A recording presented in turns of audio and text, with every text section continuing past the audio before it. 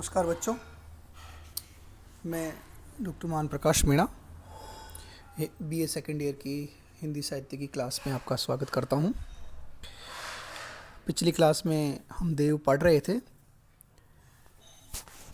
आगे हम देव के महत्वपूर्ण पद पढ़ेंगे।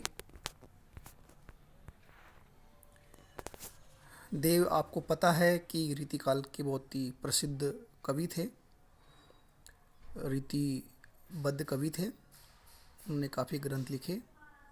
श्री कृष्ण के बारे में और राधा के बारे में एक प्रसिद्ध पद है जो आपके काव्य में है। श्री कृष्ण और राधा एक दूसरे से अत्यंत प्रेम करते थे, उनके बारे में ये लिखा गया है। मैं पहले उसको पढ़ के बताऊंगा, उसके पश्चात इसकी सप्रसंग व्याख्या करूंगा। जब ते कुंवर कान रावरी कला निधान, कान परी वाके कहूँ सुजस कहानी सी, तबही ते देव देखी देवता सी हंसती सी, रीसती सी खींचती सी रूठत रिसानी सी, छोई सी छली सी छीन लीनी सी, छकी सी छीन जकी सी चकी सी, लागी थकी तहरानी सी, बींदी सी बंदी सी, बिख बूढ़ी सी विमोहित सी, बैठी बाल बकती बिलोकती बिकानी सी। पता है कि यह व्याख्या हमारी पाठ्य पुस्तक रीति काव्य संग्रह से ली गई है, जिसके संपादक डॉक्टर हेतु भारद्वाज जी हैं, और ये हमारे रीतिकाल के रीतिबद्ध कवि आचार्य कवि देव से ली गई है। इसमें राधा और श्री कृष्ण के प्रेम के बारे में बताया है। एक सखी श्री कृष्ण को बताती है कि जब से राधा से तुमसे प्रेम हुआ है, उसकी हालत अजीबो गरीब हो गई। वो अनेक प्रकार की चेष्टाएं करती हैं। उनकी हाव भाव अनेक प्रकार के हाव भाव करती है। कभी हंसती है, कभी रोती है, कभी रूठती है, कभी नाराज़ हो जाती है, कभी विचलित हो जाती है, कभी हारी हुई सी, कभी टूटी हुई सी, कभी परेशान होती है, कभी खुश होती हुई, कभी नाराज़ होती हुई, ऐसी स्थितियाँ उसकी बताती हैं। तो ये ऐसी स्थितियाँ एक सखी राधा की सखी श्री कृष्ण से कहती है कि तुम्हारे प्रेम में राधा की स्थिति अत्यंत व्याकुल हो गई है, बहुत खराब हो गई है। उसका वर्णन कर रही हैं।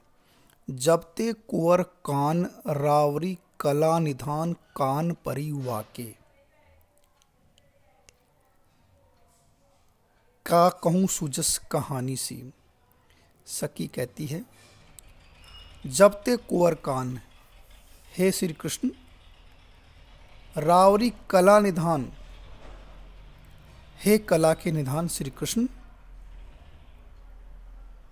जब ते कान परी वाके कहूँ सुजस कहानी से। जब से श्री कृष्ण वो आपकी बारे में जाना है, आपके सुयस की कहानी राधा ने सुनी है, तब से उसकी हालत बहुत ख़राब हो गई है। विचित्र प्रकार की चेष्टाएं करने लग गई है।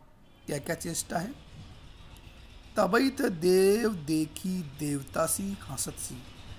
तब से वो कभी तो देवता के समान लगती है, कभी वो हंसती रहती है, आपके बारे में कोई बात याद करके कभी हंसती रहती है।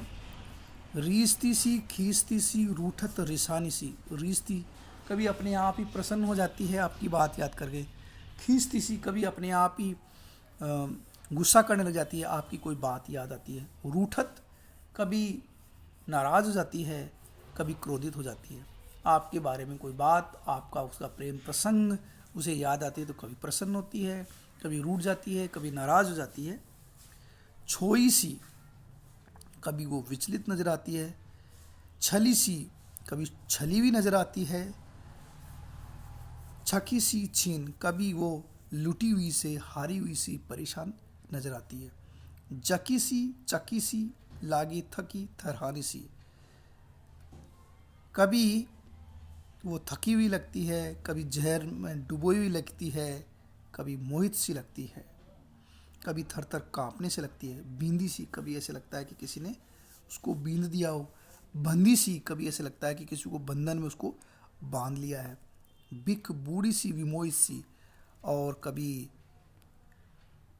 मोहित सी, कभी बिकी हुई सी नजर आती है। बेटी बाल बकती विलोकती बिकानी सी, वो कहती है बैठी रहती है राधा, कभी कुछ बड़बड़ाने लगती है, कभी क्या देखने लगती है, कभी ऐसा लगता है कि वो कोई किसी के प्रेम में डूबी हो। सखी को बताती है कि श्री कृष्ण तुम्हारे प्रेम में राधा की ऐसी स्थिति हो गई है। वो अलग अलग प्रकार की चेष्टाएं करती है, कभी रीझती है, कभी खींचती है, कभी रूठती है, कभी छली सी, कभी छकी सी नजर आती है, कभी ठहराती है, कभी बंधी हुई नजर आती है, कभी विमोशी नजर आती है। विभिन्न दशाएं हैं जो उनका वर्णन है। कवि की प्रतिभा और कल्पना शक्ति का परिचय मिलता है। अलंकारिक दृष्टि से देखें तो इसमें अनुप्रास, उपमा, उत्प्रेक्षा, काव्यलिंग आदि अलंकार है। मनहरण छंद इसमें भी देखा जा सकता है। तो ये परीक्षा की दृष्टि से बहुत महत्वपूर्ण है। देव का महत्वपूर्ण पद आपकी परीक्षा में